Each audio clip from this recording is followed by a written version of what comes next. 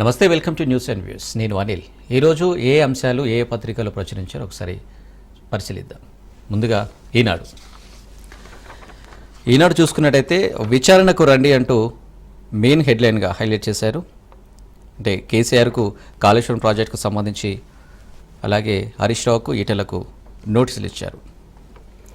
కేసీఆర్కు కాళేశ్వరం కమిషన్ పిలుపు June 5న రావాలంటూ notice పంపిన జస్టిస్ పిసి ఘోష్, 6న హరీష్ రావు, 9న ఈటెల రాజేందర్ హాజరు కావాలంటూ సమాచారం. మాజీ సీఎంతో భేటీ అయిన హరీష్ రావు నిన్న ఈ నోటీసులు అందిన తర్వాత హరీష్ రావు కేసీఆర్తో భేటీ అయిన అంశాన్ని కూడా ప్రచురించారు. విచారణకు రావాలంటూ తెలంగాణ మాజీ ముఖ్యమంత్రి కేసీఆర్కు జస్టిస్ పిసి ఘోష్ కమిషన్ నోటీసులు జారీ చేసింది. జూన్ 5న కమిషన్కు రావాలని కోరింది. కేసీఆర్తో పాటు అప్పటి నీటిపారుదల శాఖ మంత్రి హరీష్ రావు, అదే నెల 6న ఆ సమయంలో ఆర్థిక శాఖ మంత్రిగా ఉన్న ఈటెల రాజేందర్ను 9న హాజరు కావాలని సమాచారం ఇచ్చింది. ఈ మేరకు కాళేశ్వరంపై న్యాయ విచారణ చేస్తున్న జస్టిస్ పిసి ఘోష్ మంగళవారం నోటీసులు పంపారు. జూన్ 5న బుధవారం రామకృష్ణారావు భవన్లోని 8వ అంతస్తులో ఉన్న కాళేశ్వరం కమిషన్ ఎత్తిపోతల పథకంలో భాగంగా నిర్మించిన మేడిగడ్డ బ్యారేజ్కి 2023 అక్టోబర్లో కాంగ్రెస్ ప్రభుత్వం అధికారంలోకి వచ్చిన తర్వాత మేడిగడ్డతో పాటు అన్నారం, సొందేల బ్యారేజీలపై సుప్రీంకోర్టు మాజీ న్యాయమూర్తి జస్టిస్ పిసి ఘోష్ నేతృత్వంలో న్యాయ విచారణ కమిషన్ ఏర్పాటు చేశారు. మరోవైపు మందుల పేరుతో మాయ అంటూ కూడా మరో అంశం హైలైట్ చేశారు. దీర్ఘకాల వ్యాధులు తగ్గిస్తామంటూ సామాజిక మాధ్యమాల్లో ప్రచారం. రాష్ట్రంలో ఏటికేడు పెరుగుతున్న కేసులు, డీసీఏ తనిఖీల్లో వెలుగు చూస్తున్న వైనం. అంటే మీరు దీర్ఘకాలంగా మధుమేహంతో బాధపడుతున్నారా, అయితే పూర్తిగా నయం అవుతాయంటూ కూడా మాయా మందుల పేరుతో ఒక అంశం హైలైట్ చేశారు ఇందులో. మరోవైపు 4 ఏళ్ల వరకు అప్డేట్ చేయొచ్చు.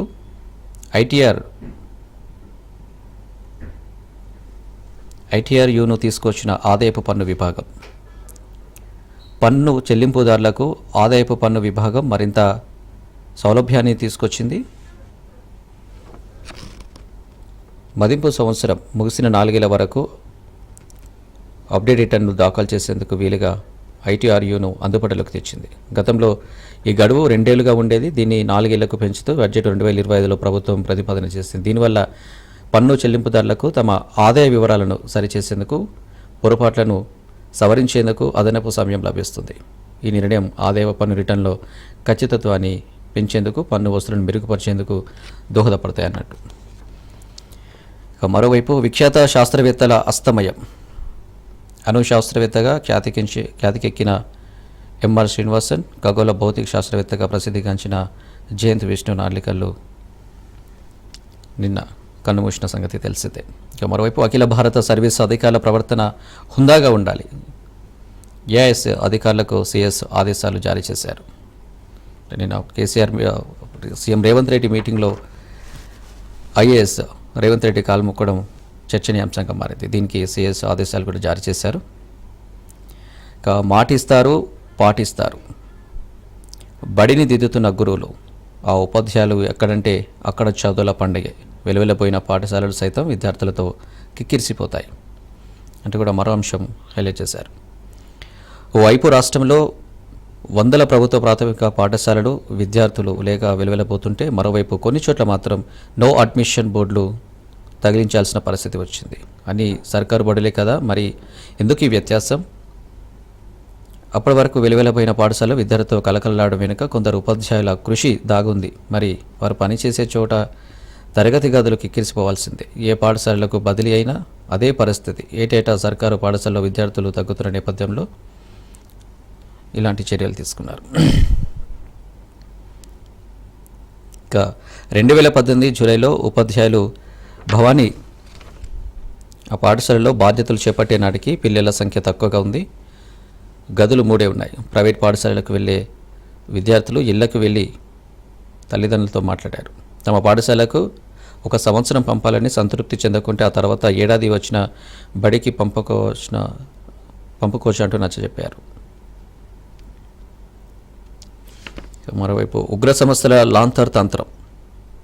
విద్వేషాలు రెచ్చగొట్టే పోస్టులతో యువతను ఆకర్షించేందుకు కుట్ర, సికింద్రాబాద్, విజయనగరం నిందితుల విచారణలో వెలుగులోకి వచ్చానంటూ ఈ అంశాలని ఈనాడులో హైలైట్ చేశారు. నెక్స్ట్ ఆంధ్రజ్యోతిలో ఏ అంశాలు ప్రచురించారో ఒకసారి పరిశీలిద్దాం. కేసీఆర్కు పిలుపు అంటూ కూడా ఆంధ్రజ్యోతిలో మెయిన్ హెడ్లైన్గా హైలైట్ చేశారు. జూన్ 5న విచారణకు రమ్మన్న కాళేశ్వరం కమిషన్, హరీష్ రావు, ఈటెల రాజేందర్కు పిలుపు, వ్యక్తిగతంగా రిజిస్టర్ పోస్టులో 3 సమన్లు, కాళేశ్వరం నిర్మాణ పర్యవేక్షణకు కేసీఆర్, హరీష్లకు, నిధుల విడుదలపై ఆర్థిక మంత్రిగా ఈటెలకు కూడా 3 నోటీసులు ఇవ్వడం నిన్న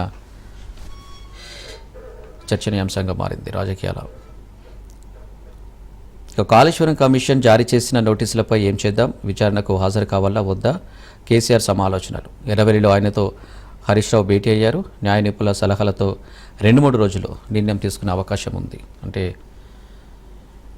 నోటీసుల కమిషన్ పిలుపు మేరకు హాజరవ్వాలా లేదా అనేది 2-3 రోజుల్లో చర్చించుకున్న తర్వాత నిర్ణయం తీసుకుంటారు.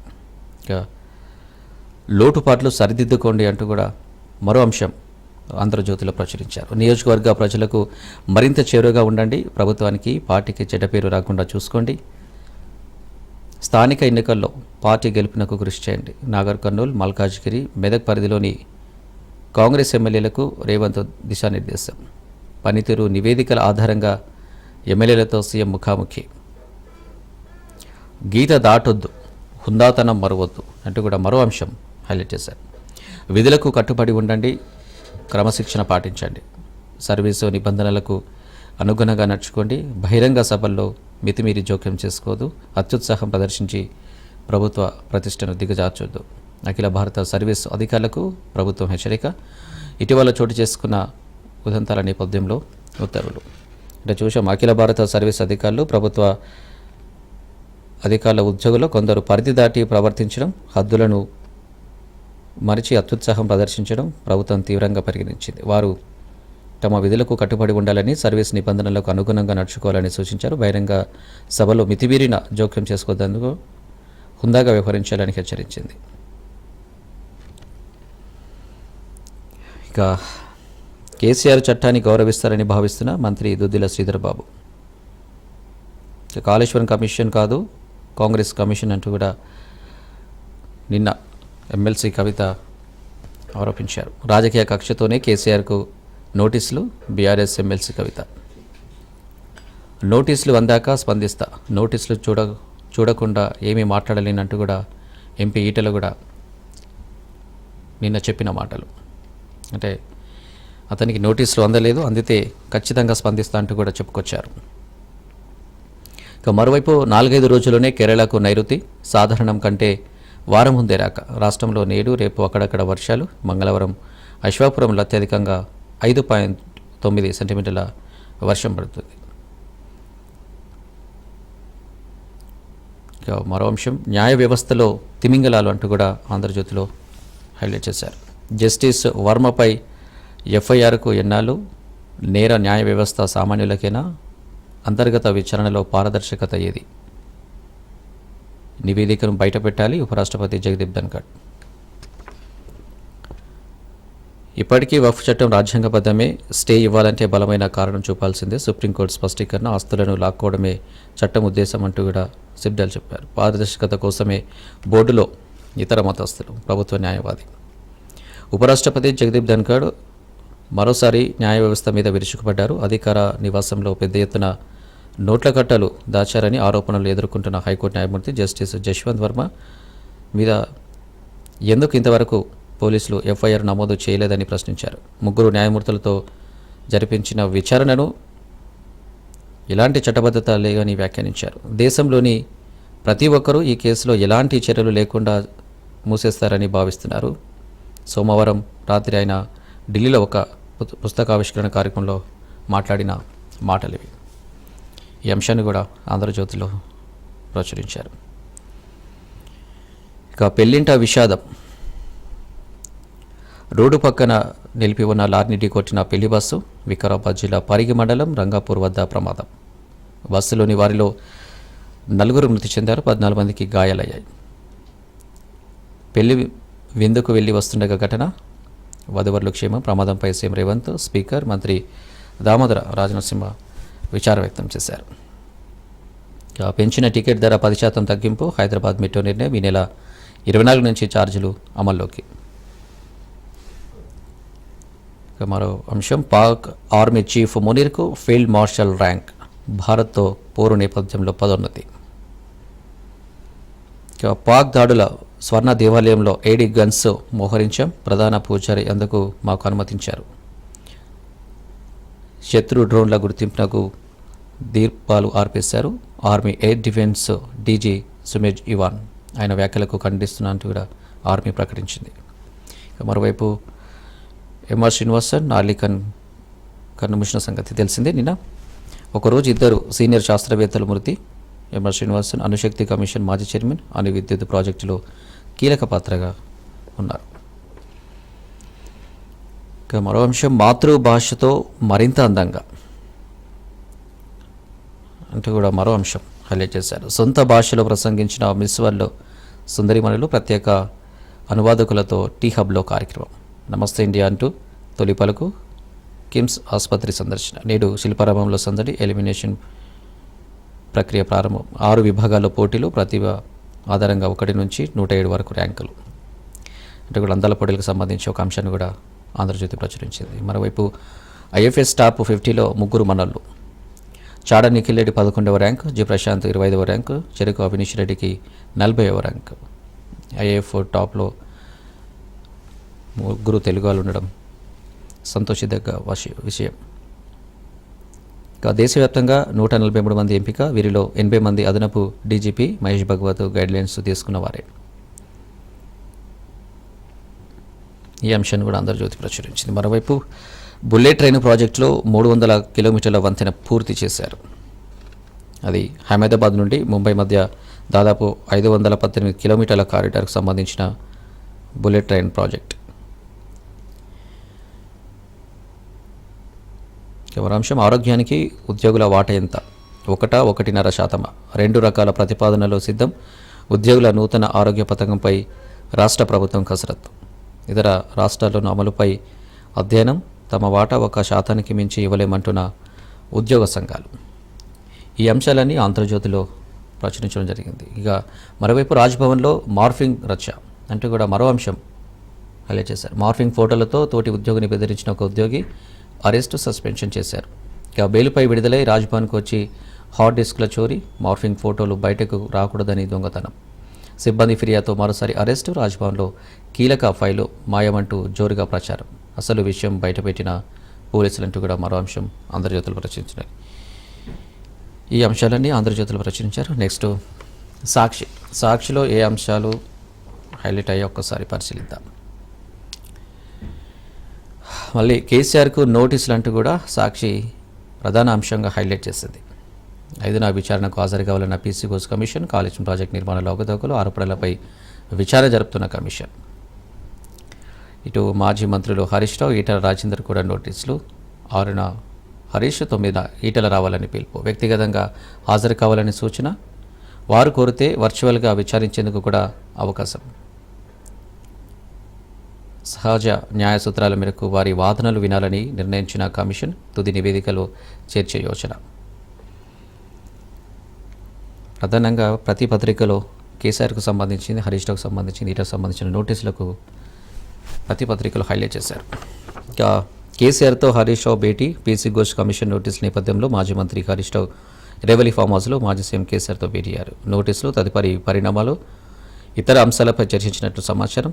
ఈ సమావేశం దాదాపు 20 నిమిషాల పాటు కొనసాగా కేసీఆర్, హరీష్ విచారణకు హాజరవుతారా లేదా కొంత సమయం కోరారా అన్న అంశంలో స్పష్టత రాలేదు. చూడాలి మరి 2-3 రోజుల్లో ఎలాంటి నిర్ణయం తీసుకుంటారు ఏంటి అనేది, హాజరవుతారా లేదా, నెక్స్ట్ స్టెప్ ఏంటి అన్నది చూడాలి. ఇంకా ఎవరి పనితీరు ఏమిటో నివేదికలో ఉంది అంటూ కూడా మరో అంశం సాక్షి ప్రచురించింది. వాటి ఆధారంగా పార్టీ ముందుకెళ్తుందంటూ కూడా సీఎం రేవంత్ రెడ్డి వ్యాఖ్యానించారు. వ్యవహార శైలి మార్చుకోవాల్సిన వారు వెంటనే మారితే మంచిది. మీ అవసరాలు, బాధలు కూడా వినేందుకు సిద్ధంగా ఉన్నా అంటూ కూడా రేవంత్ రెడ్డి చెప్పుకొచ్చారు. ఇక నాగర్ కర్నూలు, మెదక్, మల్కాజ్గిరి పరిధిలోని కాంగ్రెస్ ఎమ్మెల్యేలతో భేటీ అయి ఇలాంటి వ్యాఖ్యలు చేశారు. ఈ వ్యాఖ్యలన్నీ సాక్షి ప్రచురించింది. ఇక మరో అంశం, సన్నాలకు బోనస్ ఎప్పుడు అంటూ కూడా క్వశ్చన్ మార్క్. ఈ అంశాన్ని కూడా సాక్షి ప్రచురించింది. ఇప్పటి వరకు 18.47 ఎల్ఎంటీల ధాన్యం కొనుగోలు, అత్యధికంగా నిజామాబాద్ జిల్లాలో 7 ఎల్ఎంటీల సేకరణ, బోనస్ కింద చెల్లించాల్సిన మొత్తం 923.40 కోట్లు రూపాయి విడుదల చేయని రాష్ట్ర ప్రభుత్వం, 2,87,262 మంది రైతులు ఎదురుచూపులు. సన్నాలకు బోనస్ ఎప్పుడంటూ కూడా రైతులు ఎదురుచూపులు అనే అంశాన్ని సాక్షి ప్రచురించింది. హైదరాబాద్ ఈ యాసంగి సీజన్లో సన్నధాన్యం సాగు చేసిన రైతులు సర్కారు నుంచి రావాల్సిన బోనస్ కోసం ఎదురుచూస్తున్నారు. మార్చి నెలాఖరు నుంచే యాసంగి ధాన్యం కొనుగోలు ప్రారంభం కాగా ఇప్పటివరకు 55.97 లక్షల మెట్రిక్ టన్నుల ధాన్యాన్ని సేకరించారు. అయితే గతంలో ఏ యాసంగి సీజన్లో లేని విధంగా 18.47 లక్షల మెట్రిక్ టన్నుల సన్నధాన్యాన్ని పోగు చేశారు. ఇక దొడ్డుగా సాగు యాసంగిలో మొత్తం వరి సాగులో 65% దొడ్డు రకాలే. ఈ అంశాన్ని కూడా సాక్షి ప్రచురించింది. ఇక మరోది, గ్రీన్, ఆరెంజ్, రెడ్ జోన్లుగా భూగర్భ జలాలు అంటూ కూడా సీతక్క చెప్పిన అంశాలు సాక్షి పేపర్లో ప్రచురించారు. ఏ గ్రామాలు ఏ జోన్లో ఉన్నాయో పంచాయతీ గోడల మీద రాయాలి, మండల స్థాయి నుంచి వాల్టా అథారిటీలను నియమించాలి. అధికారులకు మంత్రి సీతక్క ఆదేశాలు జారీ చేసిన వార్తను సాక్షి ప్రచురించింది. ఇక మరొకటి, బోధన తీరు మార్చుకోండి,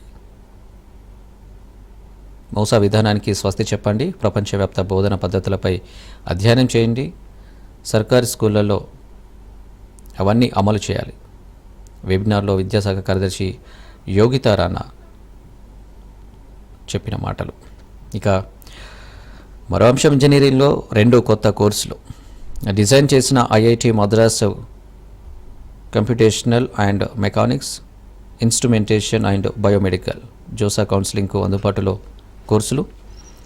వచ్చే విద్యా సంవత్సరం నుంచి ఇంజనీరింగ్లో మరో 2 కొత్త కోర్సులు రాబోతున్నాయి.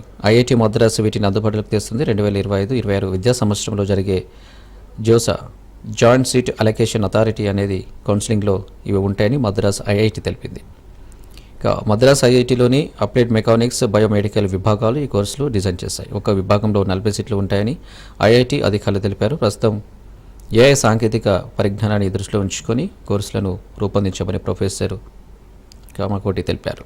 ఈ అంశాన్ని కూడా సాక్షి ప్రచురించింది.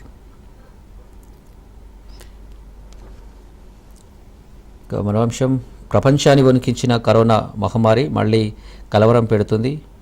మంగళవారం నాటికి దేశంలో 257 కేసులు నమోదయ్యాయి. కరోనా రూపు మార్చుకొని మళ్లీ విజృంభించిన అంశాన్ని సాక్షి ప్రచురించింది. ఇక మరో అంశం, భారత్ నిఘా ఏజెంట్ను గుర్తించేందుకు యూట్యూబర్ జ్యోతిని ఐఎస్ఐ వాడుకున్నట్లు దర్యాప్తు అధికారులు చెబుతున్నాయి.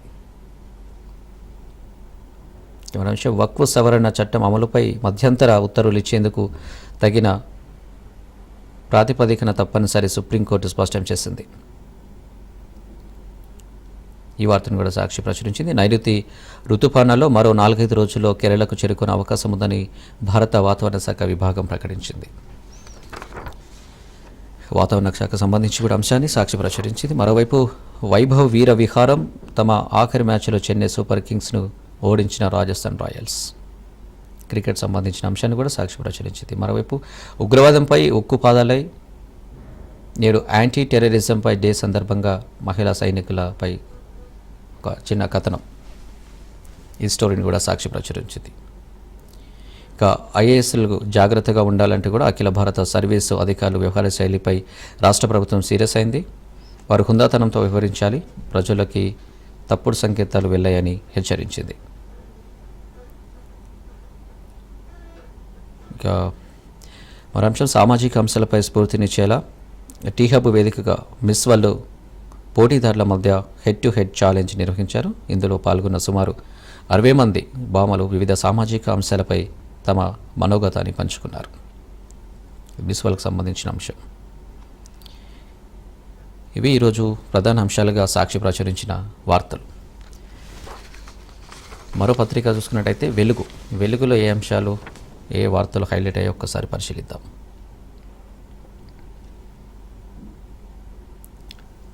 మళ్ళీ కేసీఆర్కు నోటీసులు అంటూ కూడా వెలుగు కూడా ప్రధాన అంశంగా మెయిన్ హెడ్లైన్ హైలైట్ చేశారు.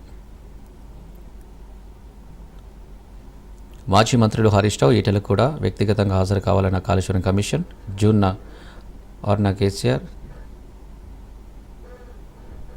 ఇక గతంలో విద్యుత్ కమిషన్ విచారణకు హాజరు కానీ కేసీఆర్ ఈసారైనా వస్తారా రారా అని అనుమానాలు. నోటీసుల నేపథ్యంలో కేసీఆర్ హరీష్ భేటీ సుదీర్ఘంగా చర్చలు జరిపారు. గతంలో కూడా హాజరు కాలేని పరిస్థితి, మరి ఇప్పుడు కూడా హాజరు అవుతారా లేదా అనేది డౌట్.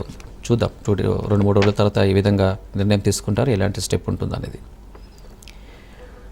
ఇక కమిషన్ నోటీసుల నేపథ్యంలో కేసీఆర్తో హరీష్ రావు భేటీ అయ్యారు. మంగళవారం సాయంత్రం 4 గంటలకు ఎర్రవల్లిలో ఫామ్ హౌస్కు వెళ్లిన హరీష్ రావు కేసీఆర్తో సుదీర్ఘంగా చర్చలు జరిపినట్లు కూడా తెలుస్తుంది. అంటే ఏం చేయాలి, విచారణకు హాజరవ్వాలా వద్దా, అంటే లీగల్గా ఒపీనియన్ ఏమైనా తీసుకోవాలా, అలాంటి అంశాలపై కూడా చర్చించినట్టు కూడా తెలుస్తుంది. ఇక మరో అంశం చూసుకున్నట్టయితే గ్రూప్ 3, 4కు ఒకే ఎగ్జామ్ అంటూ కూడా మరో వార్తను హైలైట్ చేసింది వెలుగు.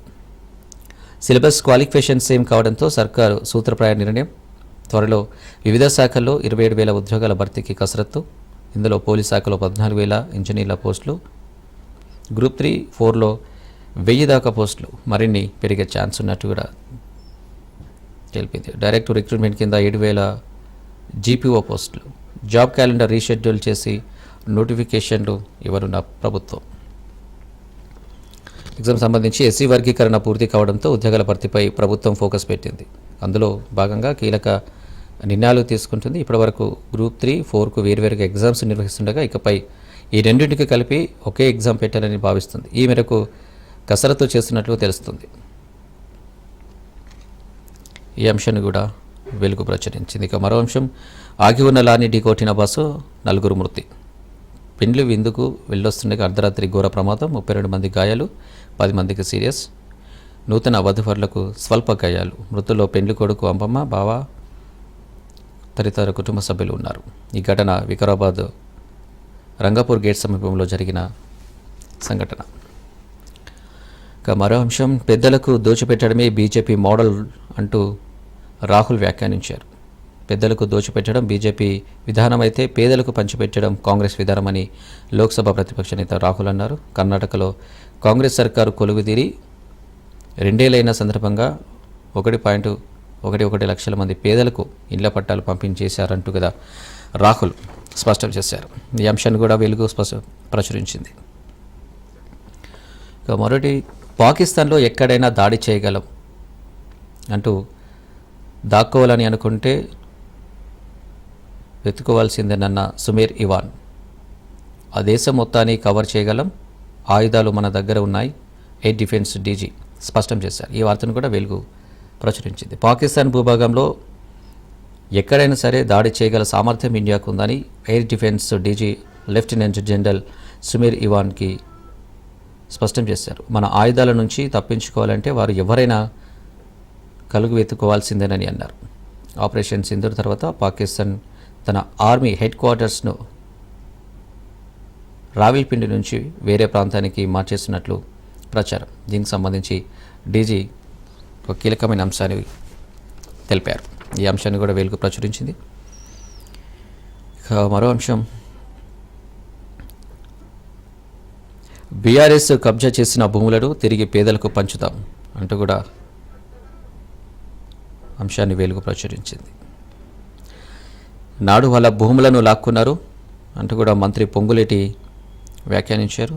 ధరణి ఇబ్బందుల పరిష్కారానికి భూభారతి తెచ్చినాం, హైకోర్టు నుంచి క్లియరెన్స్ రాగానే సాదా బైనామాల పరిష్కారం. ఈ నెలాఖరులోగా 4 లక్షల ఇందిరమ్మ ఇండ్లు ప్రారంభిస్తామని వెల్లడించారు నిన్న.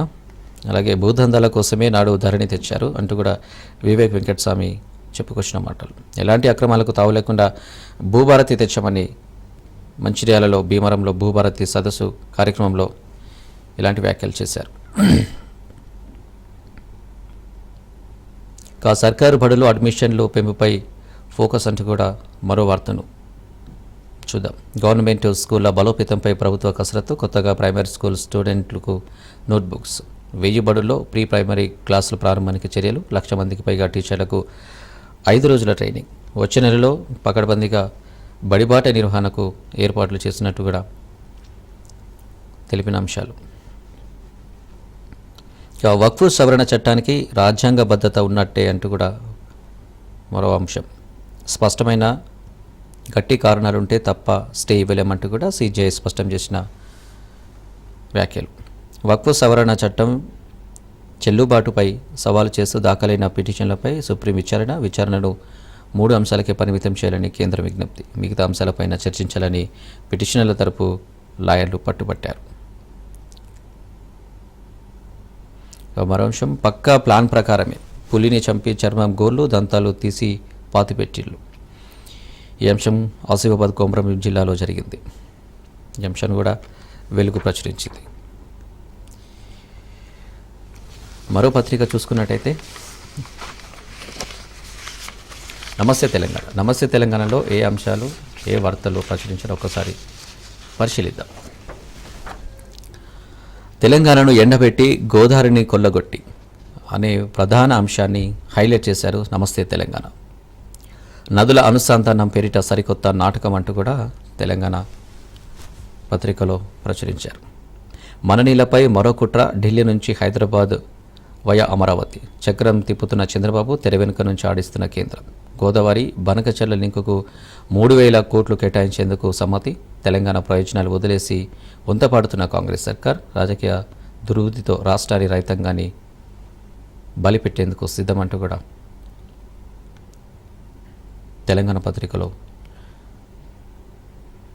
ప్రచురించారు. అందులో భాగంగానే వరదహినిపై వైఫల్య ముద్ర, మేడిగడ్డ బరాజ్ను బలిపీఠంపైకి ఎక్కిస్తున్న వైనం, అది లేకుంటే నేరుగా పోలవరానికి ప్రాణహిత నీళ్లు, ఉమ్మడి ఏపీలో 6 దశాబ్దాల పాటు అదే కుట్ర అమలు, ఆ విషయాన్ని ఛేదించి మేడిగడ్డను కట్టిన కేసీఆర్, పిల్లర్ కుంగిన సాకుతో శాశ్వతంగా అడ్డు తొలగింపు, బాబు బిజీ లింక్ ప్రాజెక్టుకు ఏకదంత నీటి లభ్యత, పనిలో పనిగా తమిళనాడుకు తరలించే కుతంత్రం, లోక్సభ ఎన్నికల ముందే బీజేపీ ఇచ్చంపల్లి పన్నాగం, బాబు రాకతో గోదావరి బనకచెర్ల కావేరికి ప్రణాళిక, ఇదే అంశంపై పలుమార్లు రేవంత్తో వెదిరి శ్రీరామ్ భేటీ, కుట్రలు అమలైతే వట్టిపోనున్న కాళేశ్వరం ప్రాజెక్టు. కాళేశ్వరం అంటే అనేక నిర్మాణాల సమాహారం, పలు పాత కొత్త ప్రాజెక్టు సమూహం, మేడిగడ్డ, సుందీల, అన్నారం, 3 పెద్ద బరాజ్లు, 3 సుదీర్ఘ జలాశయాలు. కాళేశ్వరం ప్రాజెక్టుకు సంబంధించిన అంశాలు నమస్తే తెలంగాణ ప్రచురించిన పత్రికలో ఉంది. అలాగే కేసీఆర్కు కాళేశ్వరం కమిషన్ నోటీసులు, జూన్ 5న విచారణకు హాజరు కావాలని ఆదేశం, హరీష్, ఈటెల, రాజేందర్కు సైతం నోటీసులు. అవి రాజకీయ నోటీసులు అంటూ కూడా ఎమ్మెల్యే జీవన్ రెడ్డి చేసిన వ్యాఖ్యలు ఇవి. కాళేశ్వరంపై కక్షతోనే కాంగ్రెస్ దుర్మార్గం, పాలన చేతగాక సీఎం డైవర్షన్ నాటకం, మాజీ మంత్రి వేముల ప్రశాంత్ రెడ్డి ఫైర్, రాజకీయ కక్షతోనే కేసీఆర్కు నోటీసులు, ఎమ్మెల్సీ కల్వకుంట్ల కవిత. ఇక మరో అంశం, మంత్రులకు మూకుతాడు, అధికారుల సాయంతో సీఎంఓ రిమోట్ పాలన.